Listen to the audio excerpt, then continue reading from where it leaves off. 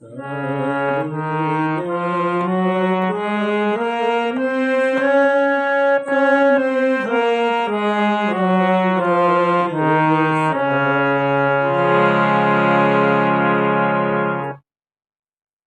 Video देखने वाले सभी दर्शकों को मेरा नमस्कार। सबसे पहले तो मैं माफ़ी चाहता हूँ कि बहुत समय बाद मैं ये वीडियो बना रहा हूँ, काफ़ी समय हो गया पिछले वीडियो बनाने के बाद। पिछले वीडियो में हमने डिस्कस किया था कि इक्वली टेम्पर्ड स्केल क्या होता है और कैसे ये यूरोप से भारत में आया और हारमोनियम पियानो पे ये इक्वली टेम्पर्ड स्केल यूज़ होता है। तब हमने बात की थी कि जो भारतीय संगीत में, जो खासकर उत्तर भारतीय संगीत में कैसे स्वरों की स्थापना हुई, इसके बारे में हम अगले वीडियो में चर्चा करेंगे। और मैं माफ़ी चाहता हूँ कि टाइम बहुत ज़्यादा हो गया, कि ठंड बहुत, राजस्थान में इधर ठंड बहुत पड़ती है, तो बहुत ही आलस सा रहा कि इसको बनाने में। खैर चलिए आज शुरू करते हैं। दोस्तों, मैंने एक पहले वीडियो में नाद, श्रुति, स्वर के ऊपर एक की परिभाषा और क्या उसका मतलब है, वो एक वीडियो बनाया हुआ है। अगर आपको नहीं देखा तो आप उसको देख लें, तो आप उससे नाद, श्रुति और स्वर की परिभाषा समझ में आ जाएगी। तो दोस्तों, जो हमारे जो प्राचीन काल में जो शास्त्रकार थे, जो संगीत के जानकार थे, विशेषज्ञ थे, ज्ञानी लोग थे, उन लोगों ने ये देखा कि एक सप्तक में, यानी सा से लेके नी तक, सा से नी तक 22 श्रुतियाँ होती हैं, यानी 22 नाद ऐसे हैं जो कि आसानी से, स्पष्ट रूप से समझे जा सकते हैं और एक नाद का दूसरे नाद से अंतर स्पष्ट रूप से समझा जा सकता है और बताया जा सकता है। तो उन्हीं 22 नादों को उन्होंने श्रुति का नाम दिया और उन्होंने कहा कि ये सप्तक में ये 22 श्रुतियाँ ही होती हैं। 23वीं श्रुति से फिर अगला सप्तक शुरू हो जाता है। तो उन 22 में उन्होंने कैसे बिठाया कि स्वर कैसे, इन 22 श्रुतियों में 7 स्वर कैसे बिठाएगी। अब ये बात कैसे आई कि कैसे ये 7 स्वर चुने गए। ये सा यहाँ होगा, रे यहाँ होगा, गा यहाँ होगा, मा यहाँ होगा, पा यहाँ, धा यहाँ होगा, नी यहाँ होगा, ये कैसे चुने गए। तो दोस्तों, इस मामले में शास्त्रकारों का ये कहना है कि जो भारतीय जनमानस जिन स्वरों को ज़्यादा इस्तेमाल करता था, प्रयोग करता था, जिन स्वरों का, गाने में भी और बजाने में भी, बस उन्हीं स्वरों को, उन्हीं श्रुतियों को शास्त्रकारों ने चुन लिया और उन्हें स्वरों का नाम दे दिया। यानी जो, जैसे सा सबसे ज़्यादा यूज होता था, सा रे गा मा पा, तो इन श्रुतियों पे उन्होंने इन जो श्रुति आ रही थी, इन स्वरों पे उन्हीं को स्वर का नाम दे दिया और इसको कहा सा, इसको कहा रे, इसको कहा गा मा पा धा नी, फिर यथा सप्तक, तो उन्हीं को उन्होंने चुन लिया। और जब इन्होंने चुन लिया और उसके बाद भी उन्होंने महसूस किया कि सिर्फ 7 शुद्ध स्वरों से काम नहीं चलता है, तो कुछ और स्वरों की आवश्यकता पड़ती है, तो उन्होंने 5 विकृत स्वर भी चुने, 5 श्रुतियाँ और चुनी, जो विकृत, जिनको विकृत स्वर कहते हैं, जिनमें 4 कोमल होती हैं जो अपने स्वर से नीचे उतरती है, शुद्ध स्वर से, शुद्ध रूप से, और एक तीव्र जो अपने शुद्ध रूप से ऊपर चढ़ता है थोड़ा सा स्वर। तो कुल मिला के 22 श्रुतियों में से 12 स्वर चुन लिए गए और उनको ये स्वरों का नाम दिया। तो इस तरह हमारे हमारे यहाँ वो फ्रीक्वेंसी के आधार पे, जैसे यूरोप में होगा कि डिसाइड हुआ था, ऐसा नहीं है। हमारे यहाँ सिर्फ श्रुतियों को आइडेंटिफाई किया गया कि ये श्रुति सा है, ये श्रुति गा है, ये श्रुति रे है, ये श्रुति पा है, ये श्रुति धा।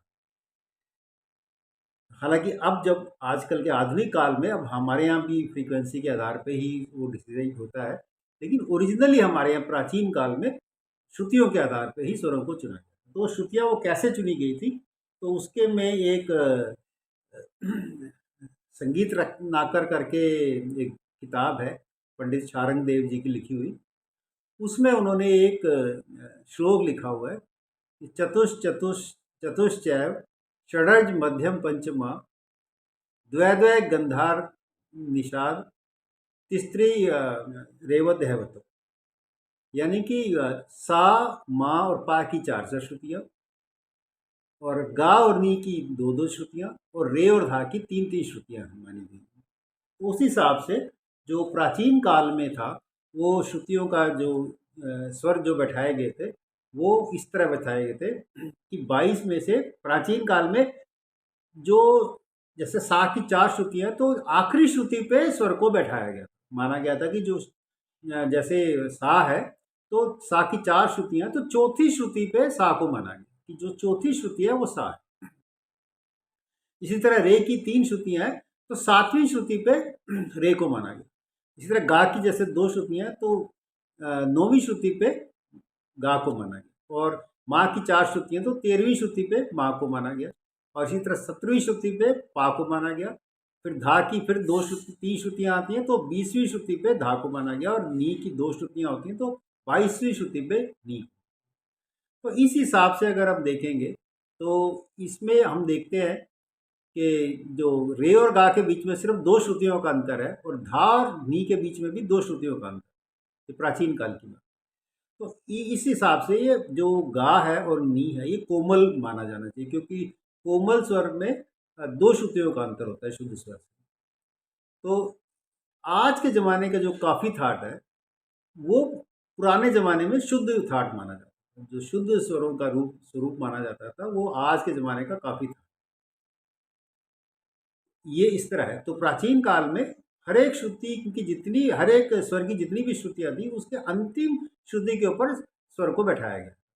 लेकिन आधुनिक काल में वैसा नहीं है। आधुनिक काल में, ये प्राचीन काल में, मध्यकाल में ऐसा रहा, और अभी भी दक्षिण भारत में ऐसे ही चलता है कि जब भी जो भी श्रुतियाँ हैं, वो स्वर हैं जो आखिरी श्रुति पे ही बैठाए गए। अभी भी दक्षिण भारत के संगीत में, जिसे कर्नाटक संगीत कहते हैं, उसमें ऐसे ही चलता है।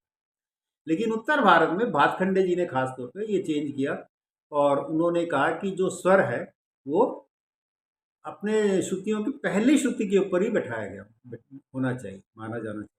तो इसलिए उन्होंने क्या किया, उन्होंने इसको चेंज कर दिया। श्रुतियाँ उतनी ही है, वही 4-3-2 4-4-3-2, यानी सा मा पा की 4-4, और रे धा की 3-3, और गा और नी की 2-2। लेकिन उन्होंने उसको चेंज करके पहले स्वर, पहली श्रुति पे बैठा दिया। यानी अब आधुनिक काल में सा जो है पहली श्रुति पे होता है, रे 5वीं श्रुति पे, गा 8वीं श्रुति पे, मा 10वीं श्रुति पे, पा 14वीं श्रुति पे, धा 18वीं श्रुति पे, और नी 21वीं श्रुति पे, और फिर आगे 23वीं श्रुति पे तार सप्तक का सा शुरू होता है। तो इस हिसाब से आप अगर देखेंगे तो हमारे सारे स्वर शुद्ध आते हैं। सिर्फ गा और माँ के बीच में 2 श्रुतियों का अंतर हो जाता है, तो माँ कोमल होना चाहिए, लेकिन माँ कोमल नहीं कहलाया जाता। माँ हमेशा शुद्ध ही माना जाता है। माँ का एक तीव्र रूप माना जाता है और एक शुद्ध रूप माना जाता है। तो इसलिए ये हमारा आज का बिलावल थाट जो है, ये बिल्कुल साइंटिफिकली, वैज्ञानिक रूप से बिल्कुल सटीक बैठ। तो प्रथम श्रुति पे कर देने से ये हमारा बिल्कुल साइंटिफिक बन जाता है, और ये भातखंडे जी की देन है। उन्होंने इसको ज़्यादा प्रचार किया, और अब आजकल आधुनिक काल में हमेशा यही माना जाता है कि हर एक स्वर अपनी प्रथम श्रुति पे ही बैठे।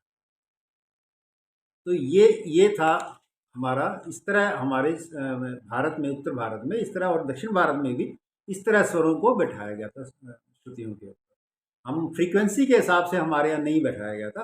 हालांकि अब आजकल जो है, अब आजकल हम भी, मतलब क्योंकि विज्ञान इतना बढ़ गया है, तो आजकल हम भी लोग भी श्रुतियों के हिसाब से, वो सॉरी, फ्रीक्वेंसी के हिसाब से ही देखते हैं। तो लेकिन पहले श्रुतियों के हिसाब से हमारे यहाँ स्वरों को बैठाया। आजकल जो हम देखें, अगर श्रुतियों स्वरों की जो फ्रीक्वेंसी देखें, तो सा की जो है 240 है। 240 फ्रीक्वेंसी वाइब्रेशंस पर सेकंड जो है, अगर फ्रीक्वेंसी है, तो मध्य सप्तक का सा कहलाता है। वो ये वाला सा है। दोस्तों, इस बारे में मैं सिर्फ एक और बात बता दूं कि जब हम नॉर्मली ये हम बात करते हैं, हमेशा हमारा हाथ सा यहाँ जाता है, सा रे गा मा, क्योंकि इसी पे हमारी आदत होती है। ज़्यादातर हम इसी पे बजाते हैं, मैं भी इसी पे बजाता हूँ। ज़्यादातर जो पुरुष होते हैं वो इसी से बजाते हैं। लेकिन एक्चुअल में जो स्वर है वो ये है, ये सा रे गा मा पा धा नी सा, ये ओरिजिनल स्वर है। वेस्टर्न में भी यही माने जाते हैं, हमारे यहाँ भी यही माने जाते हैं। तो जैसे मैंने ये कहा, सा की फ्रीक्वेंसी 240 है, वो इस सा की है, ये वाला सा। तो रे की जैसे है 254 एंड 4/17, 254 तथा 4/17, ये रे की फ्रीक्वेंसी है, कोमल रे। और शुद्ध रे की 270 है। कोमल रे ये हो गया, शुद्ध रे ये हो गया। शुद्ध रे की है 270 वाइब्रेशंस पर सेकंड। और ये गा, कोमल गा हो गया, कोमल गा की है 288, शुद्ध गा की है 301 और 17/43, माँ की है माँ की है 320 वाइब्रेशंस पर सेकंड। तीव्र माँ की है 338 और 14/17 वाइब्रेशंस पर, ये तीव्र माँ की है। फिर ये पा की है 360। पा और सा में 1.5 गुना का अंतर रहता है, यानी 3/2 का अंतर है। और इसमें और माँ में ये 3/4 का अंतर है। इस तरह सा और माँ में 4/3 का अंतर रहता है, और सा और पा में 3/2, यानी 240 का ये 360 हो जाता है, बिल्कुल आधे पे आ जाता है। और कोमल धा की फिर वही 381 और 3/17। शुद्ध धा की 405। कोमल नी की 432 और शुद्ध नी की 452 और 4/43। और फिर सा आ जाता है वो 480 पे आ जाता है। तो आपको जैसे मालूम ही होगा कि जो हर एक सप्तक में स्वरों की जो भी वाइब्रेशंस होती है, अगले सप्तक में उससे दुगनी होती है। यानी ये मध्य सप्तक का सा अगर 240 है, तो जो मंद्र सप्तक का सा है उसकी 120 है, और जो तार सप्तक का सा है उसकी 480। सभी स्वरों की यही स्प्री रहता है। ये मंद्र सप्तक में उनकी वाइब्रेशन आधी हो जाती है, और तार सप्तक में उनकी दुगनी होती है।